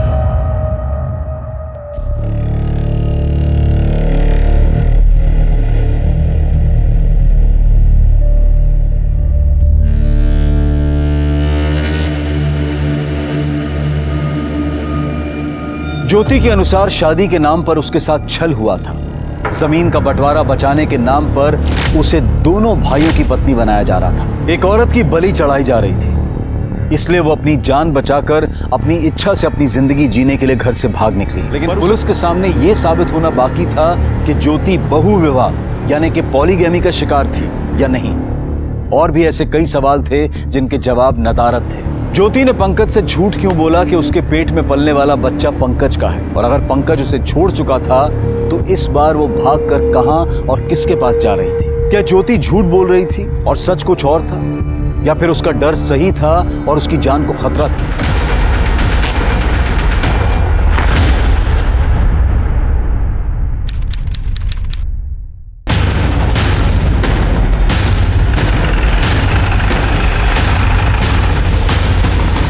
और ये इन्होंने तो मिसिंग कंप्लेंट भी नहीं लिखवाई। क्या कंप्लेंट लिखवा था? मन ने तो पता था, फिर से भाग जागी। कब गायब हुई थी? 4 दिन पहले सवेरे नींद से उठे तो घर में ना दिखी, समझ के भाग गई। शोर इसलिए नहीं मचाया कि बेइज्जती हो जाती। अच्छा राम मर गई। इसके चाहने वाले तो गांव में आने लगे थे, उनके कारण और मिट्टी पलीत हो रही थी हमारी। मतलब कोई आया था? मैंने अपनी आंखों से देखा था।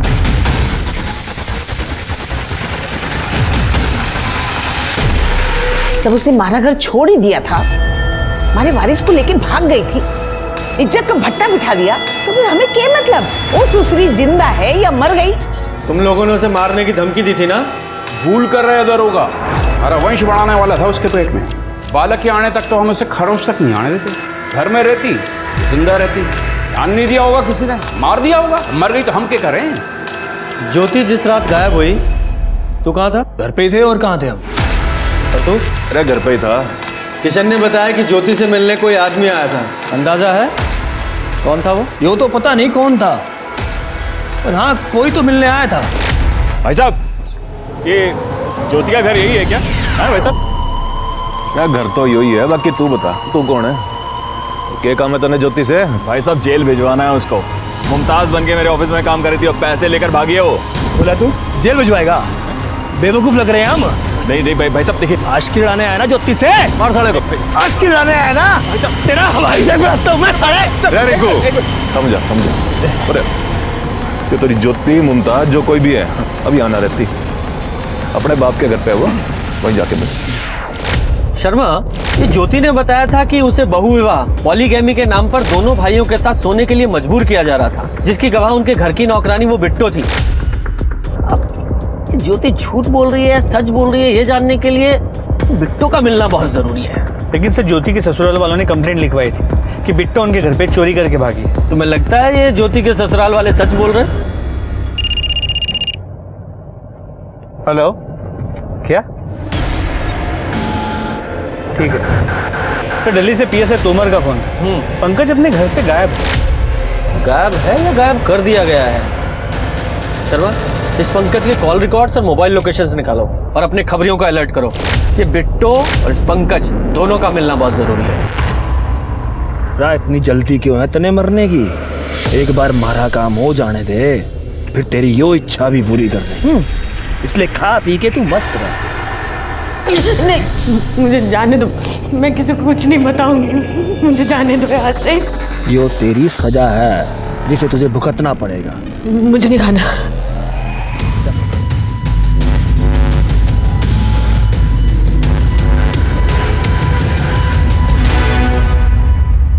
सर वो लोग इंसान नहीं थे सर, जानवर थे वो लोग सर। अपने लोन के पैसों के लिए मुमताज को ढूंढते हुए मैं सर वहां पर चला गया सर। आप मानेंगे नहीं सर, उन लोगों ने मुझे थप्पड़ों से मारा सर। ज्योति के पति संदीप के घर जाने के बाद तुम उसके पिता किशन के घर भी गए थे? हाँ सर, मेरा जाना मजबूरी था, लेकिन मैं डरते डरते गया सर, पता नहीं क्या हो जाए। देखो मैं कुछ नहीं जानता हूँ, लोन के पैसे वापस दिलवा दो वरना मैं पुलिस में कंप्लेंट कर दूंगा कि तुमने कंपनी के साथ फ्रॉड किया है। सर मैंने कोई फ्रॉड नहीं किया है सर, प्लीज मेरा यकीन करिए सर। अगर आप मुझे यहाँ से निकालने में मेरी मदद करेंगे ना तो मैं वादा करती हूँ आपके पैसे वापस दिलवा दूंगी सर। मैं मेरे होने वाले बच्चे की कसम खा रही हूँ सर, मैंने कोई धोखा नहीं दिया, उल्टा मेरे साथ धोखा हुआ सर। प्लीज मेरी मदद करिए। देखो मुझे बेवकूफ मत बनाओ इस तरह से, बात बात आई ना समझ में। कौन है तू? सर वो गिड़गिड़ा रही थी सर, बच्चे की कसम खा रही थी। मुझे समझ में नहीं आ रहा कि फ्रॉड उसने किया या फिर किसी और ने किया। एक्चुअली ये फ्रॉड था क्या, और तुम्हें क्यों लगता है कि ज्योति इसमें इन्वॉल्व थी? ज्योति मेरे यहाँ पर लोन डिपार्टमेंट में काम करती थी। जितने भी ये लोन सैंक्शन हुए हैं ना, सब उसी के थ्रू हुए हैं। सर ये 2 लाख के लोन का एप्लीकेशन फॉर्म है और कुछ डॉक्यूमेंट्स हैं, आप चेक कर लीजिए। पेपर्स तो सब क्लियर हैं, लेकिन रिटर्न की गारंटी क्या है? सर रिटर्न की गारंटी के लिए वो अपने लैंड के पेपर्स डिपॉजिट करेंगे, और मेरे शौहर के अच्छे दोस्त हैं, फ्रॉड नहीं है। अच्छा, इन सारे लोन्स में उसके पति पंकज अहमद वो भी इन्वॉल्व था? हाँ सर, ज्योति ने बताया था कि जितने भी क्लाइंट थे वो उसके पति के थ्रू आए थे। शुरू में तो सर उसने EMI प्रॉपर टाइम पे करवा करना सर मेरा विश्वास जीत लिया, लेकिन अभी 4-5 महीने से सर लोन की एक भी EMI नहीं आ रही है सर, और यही अमाउंट मेरा कुछ 26 लाख रुपए अटका पड़ा है सर। 26 लाख? जी हाँ सर, इतना बड़ा अमाउंट था, इसलिए सर मुझे ज्योति के ऊपर प्रेशर डालना जरूरी हो गया था सर। जो लोन आपके थ्रू सैंक्शन हुए हैं ना, वो रिकवरी नहीं हुई ना, तो पैसे सारे आपको भरने पड़ेंगे या फिर जेल जाना पड़ेगा, समझिए आप। और सर फिर वो एक दिन अचानक गायब हो गई और मुझे डाउट हो गया। मैंने सारे पेपर मंगवाए और चेक किया, और सारे पेपर सर फर्जी निकले। जिन अकाउंट्स में लोन ट्रांसफर हुए वो अकाउंट्स भी फर्जी निकले। ये सारे लोन्स जो भी ज्योति के थ्रू सैंक्शन हुए थे, उनके सारे डॉक्यूमेंट्स और वो लोन का पैसा जिन जिन अकाउंट्स में ट्रांसफर हुआ, सबकी डिटेल्स चाहिए अर्जेंट।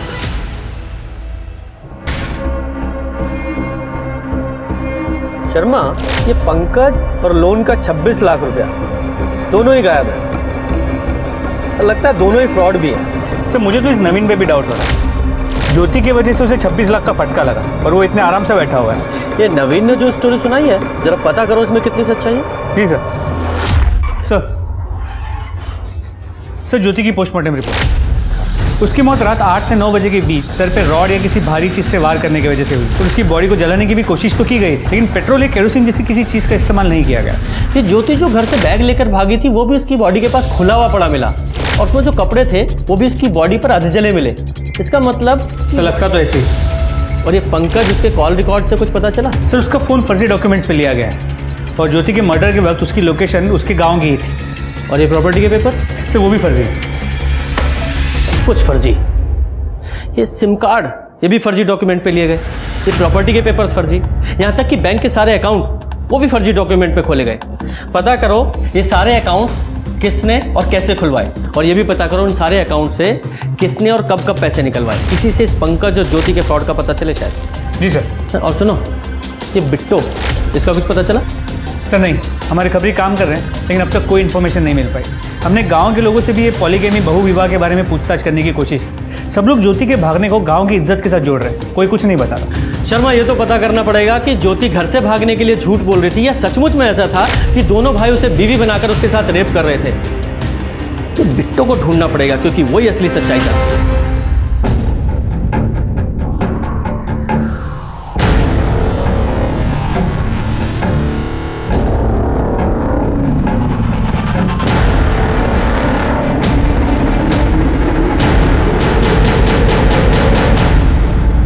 सर इनमें से आधे से ज़्यादा अकाउंट्स खाली कर दिए गए। ATM कार्ड के डेली लिमिट के हिसाब से पैसे विड्रॉ किए जा रहे हैं। मतलब बैंक ना जाना पड़े इसलिए 90 अकाउंट खोले गए? जी सर, लेकिन अब भी कुछ अकाउंट में 7 से 8 लाख रुपए बचे हुए। उन्हीं में से एक अकाउंट में से ज्योति के मर्डर के बाद ATM में से 25,000 रुपए विड्रॉ किए गए। शर्मा, उस ATM का पता करो जिससे पैसे निकाले गए, और उस ATM की CCTV फुटेज भी निकलवाओ। सर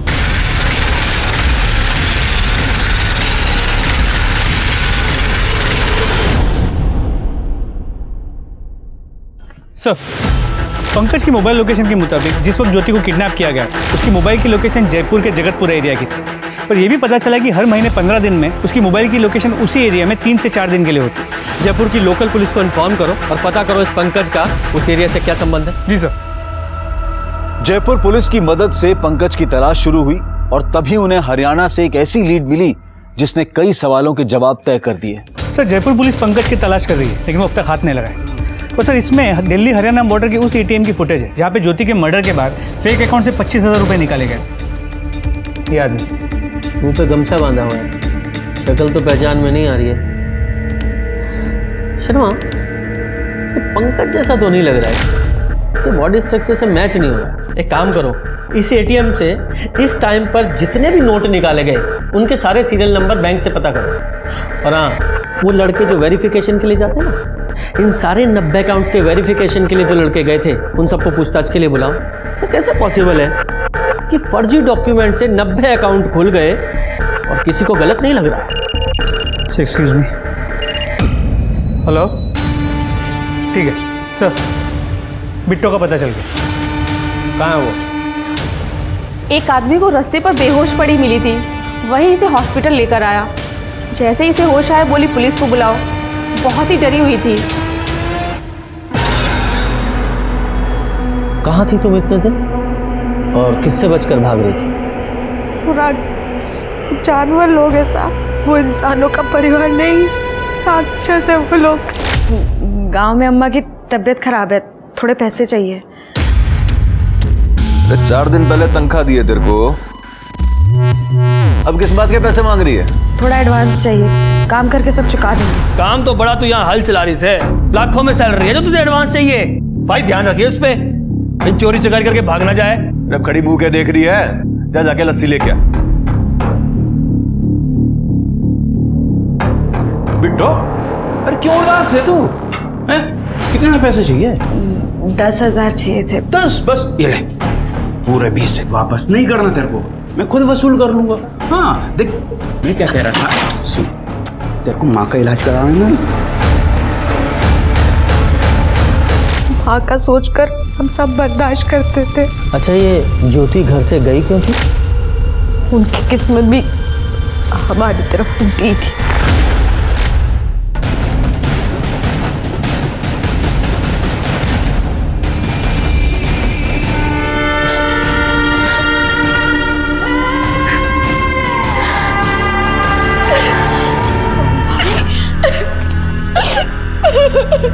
जमीन बचाने के नाम पर भेड़िया लोग भाभी के साथ जबरदस्ती करते थे। दोनों भाइयों के लिए एक ही बीवी ऐसा बहुत सही किया उन्होंने, वहां से भाग गए। कि भागने के बाद उन लोग की बहुत बेइज्जती, और ये झूठी इज्जत बचाने के लिए वो लोग भाभी को मारने के लिए ढूंढ रहे। मतलब रामफल और उसके दोनों बेटों ने तुम्हें कैद करके रखा था, पर मजबूरी में ही सही तुम वो कर रही थी जो वो करवाना चाहते थे।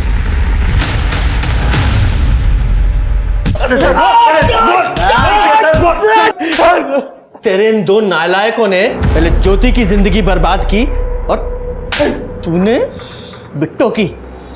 जब ज्योति से वारिस चाहिए था तो उसे मारा क्यों? हमने उसे नहीं मारा, हमें तो बच्चे के आने का इंतजार था। अगर तूने नहीं मारा तो तेरे नालायक बेटों ने मारा होगा ना? क्यों? मारना होता तो थारे आके उसको बचाने का इंतजार थोड़ी ना करते, कद का मार देते सर। हमने नहीं मारा साहब, वारिस की खातिर हमने बिट्टो को नहीं मारा तो ज्योति को कहां से मारेंगे हम? शर्मा, ये इतनी आसानी से नहीं बताएंगे, हड्डियां तोड़ो इनकी। सर सच बोल रहे हैं सर। सर हम लोग कॉन्ट्रैक्ट बेस्ड काम करते हैं, टारगेट पूरा नहीं होता तो सैलरी भी नहीं मिलती, इसलिए जो भी व्यक्ति जहाँ बुला लेता है वेरिफिकेशन के लिए वहाँ चले जाते हैं। उन लोगों को देखोगे पहचानोगे? हाँ सर श्योर, पहचान लेंगे।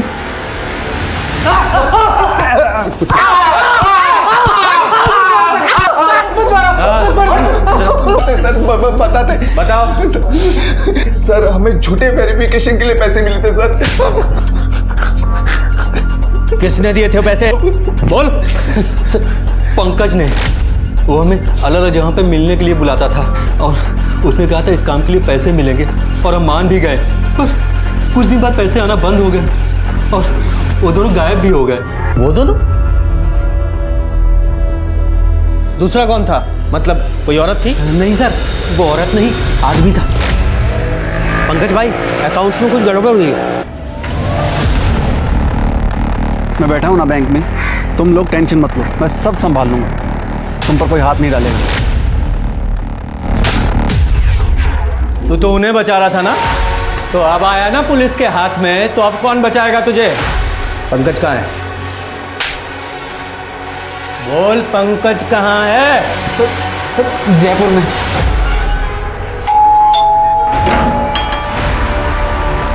जी पंकज यही रहता है? कौन पंकज? यहाँ मैं, मेरी बेटी और मेरे हस्बैंड रहते हैं, और उनका नाम पंकज नहीं निखिल है। वो देखिए, वो आ रहे हैं।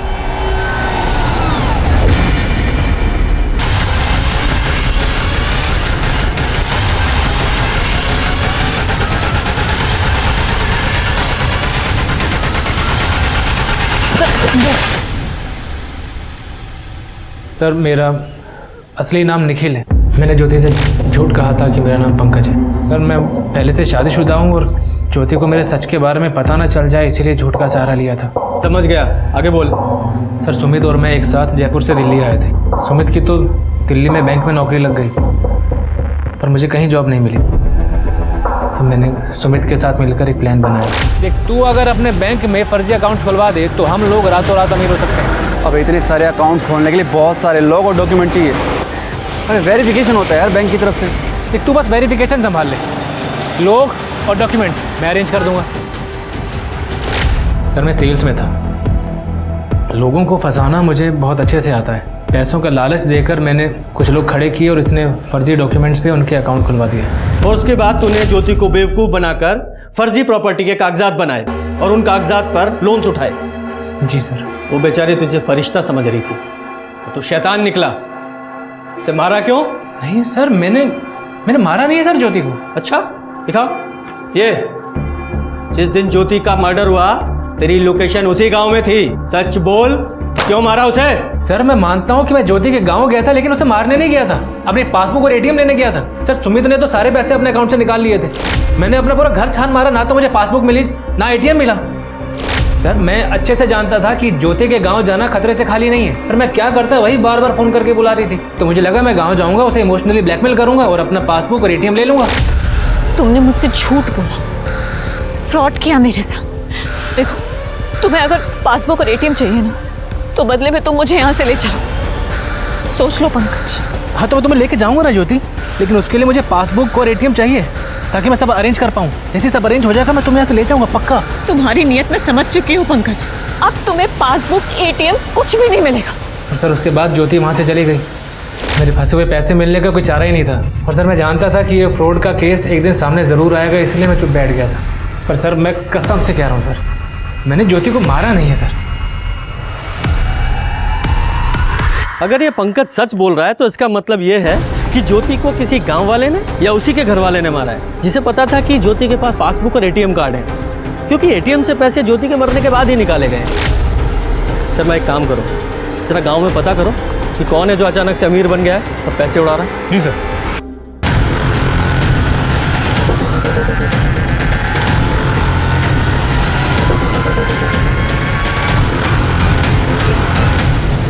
सर वो तो खुद लोगों को बोल रहा है कि उसी ने ज्योति का मर्डर किया।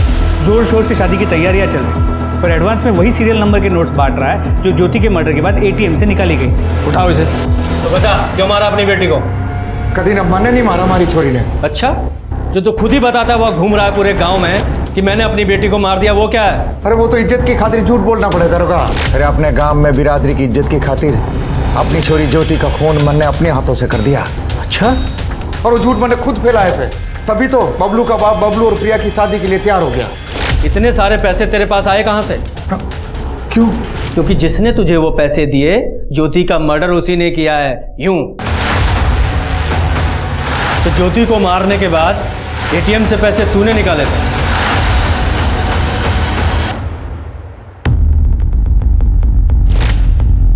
और वो एटीएम कार्ड तूने इसे दिया।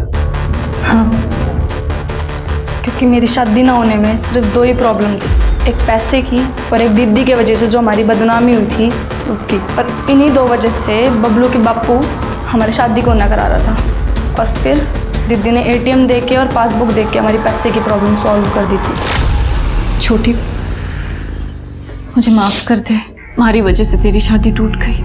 ये सब हमारी वजह से हुआ है ना, अब मैं ही इसे ठीक करूँगी।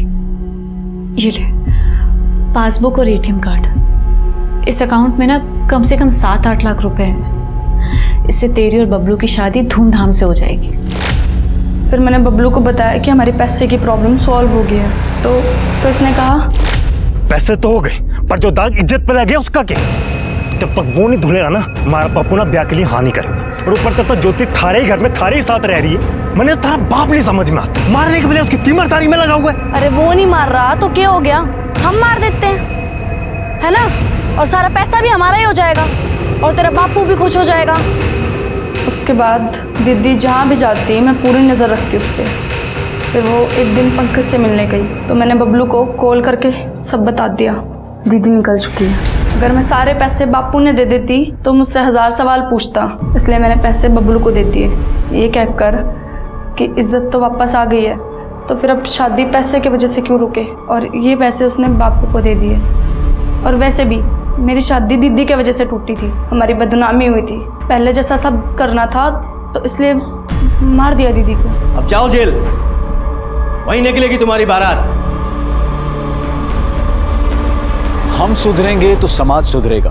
हम गलत बातों, गलत चीजों के आगे घुटने नहीं टेकेंगे, आवाज उठाएंगे तो समाज बदलेगा।